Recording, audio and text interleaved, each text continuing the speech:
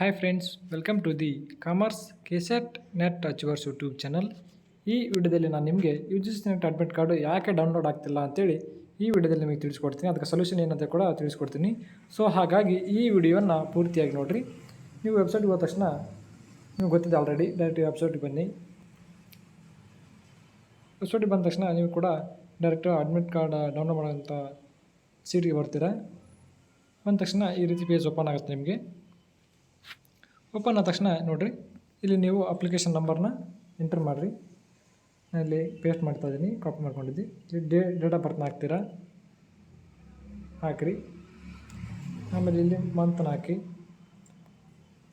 ಅದಕ್ಕೆ ಸೊಲ್ಯೂಷನ್ ಏನಂತ ತಿಳಿಸ್ಕೊಡ್ತೀನಿ. ಹಾಕಿದ ತಕ್ಷಣ ಇಲ್ಲಿ ಸೆಕ್ಯೂರಿಟಿ ಪಿನ್ನನ್ನು ಎಂಟರ್ ಮಾಡಿರಿ.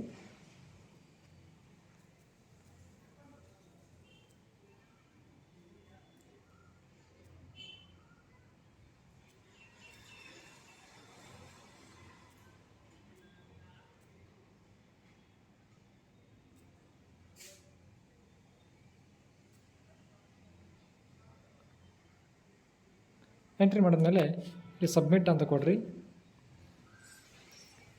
ನೋಡಿರಿ, ಸಬ್ಮಿಟ್ ಅಂತ ಕೊಟ್ಟರು ಕೂಡ ಕರೆಕ್ಟಾಗಿ ಎಲ್ಲ ಎಂಟ್ರಿ ಮಾಡಿದ್ರು ಕೂಡ ಏನಂತ ಬರ್ತಾಯಿದೆ, invalid application number or date of birth ಅಥವಾ your exam city not allotted kindly contact to NTA. ಅಂದರೆ ಏನು, ಇಲ್ಲಿ ಏನು ಪ್ರಾಬ್ಲಮ್ ಇಲ್ಲ. ನಿಮ್ಮದು exam NTA exam NET exam subject wise ನಡೆಯೋದ್ರಿಂದ ಅಲ್ಲಿ ಆ ಎಕ್ಸಾಮ್ ನಾಳೆ ಅಥವಾ ನಾಡಿದ್ದು ಇದೆ ಅಂತಂದರೆ 2 ದಿನ ಮುಂಚಿತವಾಗಿ ಅಡ್ಮಿಟ್ ಕಾರ್ಡನ್ನ ರಿಲೀಸ್ ಮಾಡ್ತಾರೆ.